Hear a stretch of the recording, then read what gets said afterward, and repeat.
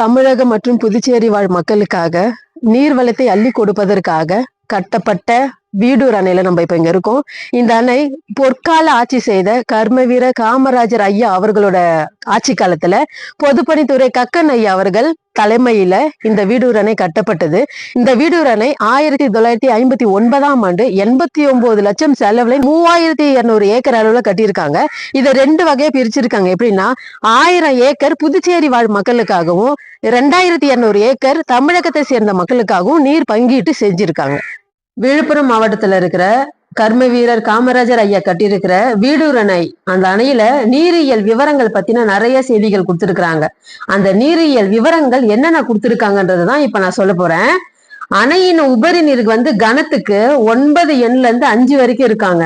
அதோட ஆற்று மதகு கண்மாய்கள் 2, பாசன மதகு கண்மாய்கள் 2 இருக்காம். அதை விட முக்கியமா வீடூர் அணையின் நீர் தேக்க கொள்ளளவு 605 மீட்டர் கன அளவுக்கு இருக்கு.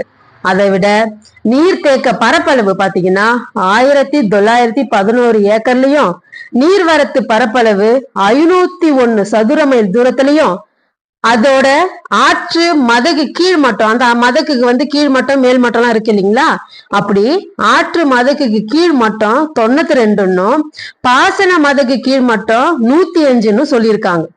உபரி நீர் கண்மாய்கள் மட்டம் 109. அந்த நீர் இருக்கு இல்லையா, அந்த நீர் பாசனத்தோட முழு கொள்ளளவு 124 நீர்மட்டத்துக்கு இருக்கும். மண் அணையின் நீளம், அப்ப அந்த சொன்ன நானு அந்த வீடூர் அணையை 2ஆ பிரிச்சிருக்கிறாங்க, மண்ணணை கல்லணை. இப்ப அந்த மண்ணணையோட நீளம் பாத்தீங்கன்னா 451 மீட்டர் அளவுக்கும், கல்லணையோட நீளம் 131 மீட்டர் அளவுக்கு இருக்கு. இதோட இந்த பாசன பரப்பை 2 வகையில பிரிச்சிருக்கிறாங்க. எப்படின்னா தமிழ்நாட்டுக்கு 2200 ஏக்கருக்கும் புதுச்சேரிக்கு 1000 ஏக்கர் அளவுலயும் இந்த நீர்ப்பாசன அமைப்பு அமைச்சிருக்கு. இந்த நீர்ப்பாசன காலம் பாத்தீங்கன்னா அக்டோபர் மாசம் 1ஆம் தேதியில இருந்து பிப்ரவரி மாசம் 12ஆம் தேதி வரைக்கும் தான் இந்த நீர்ப்பாசன காலம் இருக்கு. அப்படி பாத்தீங்கன்னா 135 நாட்கள் இந்த 2 மாநிலத்திற்கும் நீர்ப்பாசனம் செய்யப்படுகிறது. அதை விட முக்கியமா அணையின் மொத்த நீள அகலம் முறையா பாத்தீங்கன்னா 15,800 அடி. அதை இன்னொரு தடவை எப்படி சொல்லுவாங்கன்னா 37 அடின்னு சொல்றாங்க. அணையின் பிரதான கால்வாயின்னு சொல்றோம் இல்லையா, அது எவ்வளவு நீளம்னா 176 கிலோமீட்டர் நீளம் கொண்டது. இப்போ அந்த வீடூர் அணை தமிழக அரசின் பொதுப்பணித்துறை கட்டுப்பாட்டின் கீழே இருக்கு. கர்மவீர காமராஜர் ஐயா பல அணைகள் கட்டினாலும் இந்த வீடூர் அணை இன்றும் மக்களிடம் சிறப்பு வாய்ந்த ஒன்றாக கருதப்பட்டு வருகிறது. வணக்கம். தமிழகம் புதுச்சேரி 2 மாநிலங்களும் நேரடியாக நீர் பரிமாற்றம் செய்யக்கூடிய ஒரு முக்கிய அணைகள்ல ஒன்றுதான் வீடூர் அணை. இந்த அணையுடைய சிறப்பு என்னன்னா, இந்த அணை 2 விதமா பிரிக்கப்பட்டிருக்கு. ஒண்ணு கல்லணை, இன்னொரு புறம் மண்ணணை. மிக சிறப்பான கட்டடக்கலையில இந்த அணை அமைஞ்சிருக்கு. 35 நாட்கள் விவசாய பயன்பாட்டிற்காக இங்க நீர்ப்பாசன வசதி செய்யப்படுற அளவிற்கு இந்த அணை மிக சிறப்பான முறையில இந்த அணை நிறுவப்பட்டிருக்கு.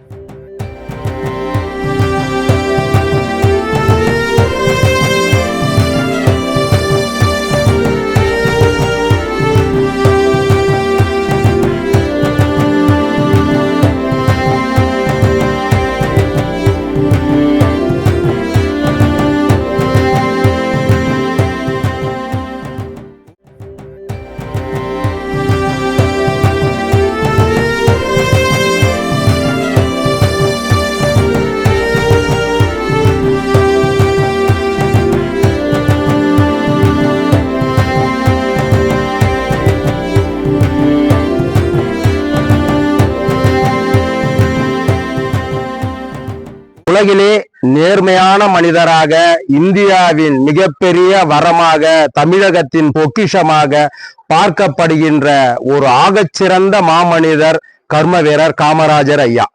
அவருடைய அவையில் மிகப்பெரிய ஒரு நேர்மையான மனிதராக நம் மண்ணுக்கும் நம்ம மனித இனத்துக்கும் பெருமை சேர்த்த ஒரு அரிய பொக்கிஷம் கக்கன் ஐயா. இவர்களுடைய ஒவ்வொரு திட்டமும் அறிவு சார்ந்த திட்டமாக பார்க்கப்படுகின்றது.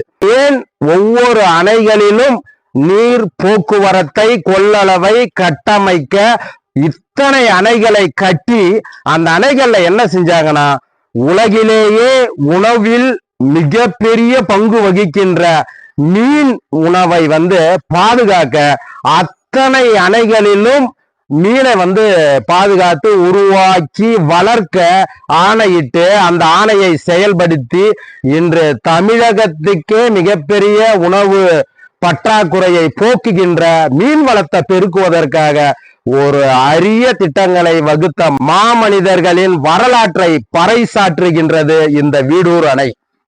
இந்த அணை பாத்தீங்கன்னா 32 அடி உயரமும் 605 அடி கன அளவு கொள்ளளவும் கொண்ட அணை.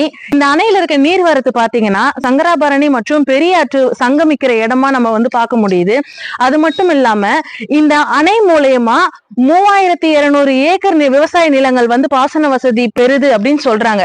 ஆனா இந்த அணை கிட்டத்தட்ட ஒரு 100 கிராமங்களுக்கு நிலத்தடி நீருக்கு ஆதாரமா அமையிற மாதிரி இந்த அணை அமைஞ்சிருக்கு. அதோட சிறப்பு இந்த அணையை நம்ம நேர்ல பார்க்கும்போது கல்லணையில பாத்தீங்கன்னா 9 மதகுகளும் மண்ணணையில பாத்தீங்கன்னா 3 மதகுகளும் இருக்கு. நீர்வரத்து திறந்து விடும்போது 2000 கன அளவு சதுர அடி நீர்வரத்து வெளியே வந்திருக்கு.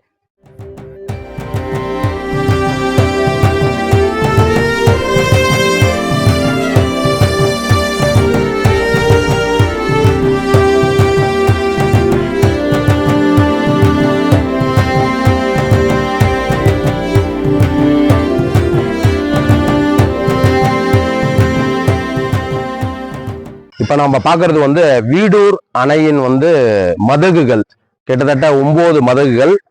நீங்க வீடூர் அணையுடைய கொள்ளளவு நீரை பார்த்திருப்பீங்க. அந்த நீர்கள் வெளியேற்றுகின்ற பாதை 9 மதகுகள் இதுதான். நீங்க பார்த்திருக்கீங்க எத்தனை அழகான கட்டுமான பணி. காமராஜருடைய காலத்துல கட்டப்பட்ட இந்த வீடூர் அணையுடைய தனி சிறப்பு என்னன்னா, இந்த நீர் போக்குவரத்து பாத்தீங்கன்னா ஒரு அணையின் உள்ள கொள்ளளவு நீருடைய கட்டமைப்பை பார்த்திருப்பீங்க. எதிர்முனையில பாருங்க நிரம்பி வழிகின்ற ஆற்று படுகை இது. ஆனா இப்ப பொட்டல் கடா இருக்குது. அது காரணம் என்னன்னா தொடர் மணல் திருட்டு, ஆற்று பாதை ஆக்கிரமிப்பு. நீங்க பாத்தீங்கன்னா எந்த அளவு ஆற்று பாதை குறுகி இருக்குன்னு பாருங்க. இந்த வீடூர் அணையுடைய நீர் இந்த ஆற்று படுகையின் வழியாக சென்று சங்கராபரணி ஆற்றில் கலக்குது. சங்கராபரணி ஆற்றில் இருந்து நம்ம சுண்ணாம்பாறு முருகப்பாக்கம் ஆறு வழியா முகத்துவாரம் வழியா கடல்ல கலக்குது. மிக அற்புதமான அரிய நீர் போக்குவரத்து பாதை. விவசாய மக்கள் இந்த நீரை பயன்படுத்தி இந்த நீர் வழியாக விவசாயம் செய்கின்றனர்.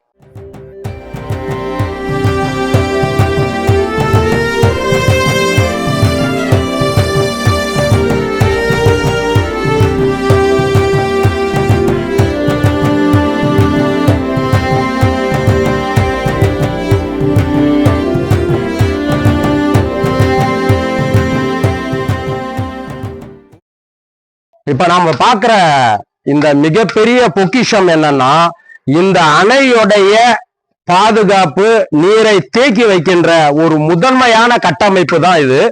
முழுமையா இரும்பில் ஆனது. இதன் பேர் சேரடி மதுகுன்னு சொல்லுவாங்க. முதன்மையான வழி, திறப்பு வழி அப்படின்னு தமிழ சொல்லலாம். நீங்க பாத்தீங்கன்னா இந்த ஒரு கதவை மட்டும் நாம அகற்றிட்டோம்னா ஒட்டுமொத்த அணையில் இருக்கின்ற அத்தனை நீர்களும் அடியோட வழித்து கொண்டு போய் வெறும் கரைப்பகுதி தான் இருக்கும். எப்படி ஒரு மனிதனுக்கு மூளை, இதயம் எந்த அளவு முக்கியமோ அது போன்ற இந்த சேரடி கதவு என்பது ரொம்ப முக்கியம். எத்தனை தொழில்நுட்ப திட்டத்தோடு உருவாக்கப்பட்டது. இது அனைத்தும் அந்த காலத்திலே காமராஜர் அவர்களின் அரிய அறிவுத்திறனை பறைசாற்றுகின்றது.